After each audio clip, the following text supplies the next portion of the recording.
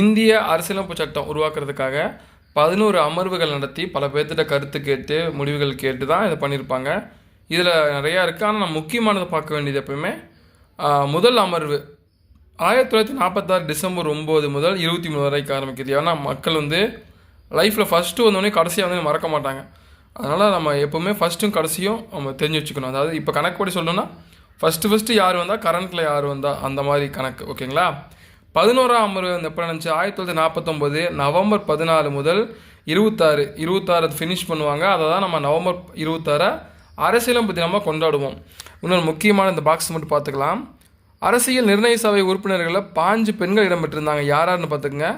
Ammu Swaminathan, Hansha Jeevaraj Mehta, Malathi Chowdhury, Renuka Rai, Vijayalakshmi bandit, Begum ஐசாஸ் ரசூலு, Kamala Chowdhury, Purnima Banerjee, Sarojini Naidu, அன்னி மஸ்கரினே, துர்காபாய் தேஷ்முக், லீலா ராய், ராஜ்குமாரி அம்ரித் கவுர், சுச்சித கிருபாலினி, தாக்ஷாயினி வேலாயுதன் இவங்க எல்லாம் அரசியல் நிர்ணய சபை உறுப்பினரில் இருந்த பெண்கள். ஓகேங்களா? இது நமக்கு பொறுத்துக்களை கேட்கலாம், இல்லை ஆப்ஷனில் மாற்றி கேட்கலாம், கூற்றுகளை கூட கேட்கலாம். குரூப் 1, குரூப் 2, குரூப் 4 தொடர்ந்து வருது. படிங்க. டெய்லியும் காலையில் பாலிட்டி டெஸ்ட் நடந்துகிட்ருக்கு. உங்களுக்கு விருப்பம்னா கமெண்ட் பண்ணுங்கள். நீங்களும் டெய்லி டெஸ்ட் எழுதலாம். ஜஸ்ட்டு ஒரு 1/4 மணி நேரம் தான் இருக்கும். அவ்வளோதான். நீங்கள் எழுதிட்டு போயிடலாம். இன்னொன்று ஈவினிங் டெஸ்ட் நடக்குது தமிழ்.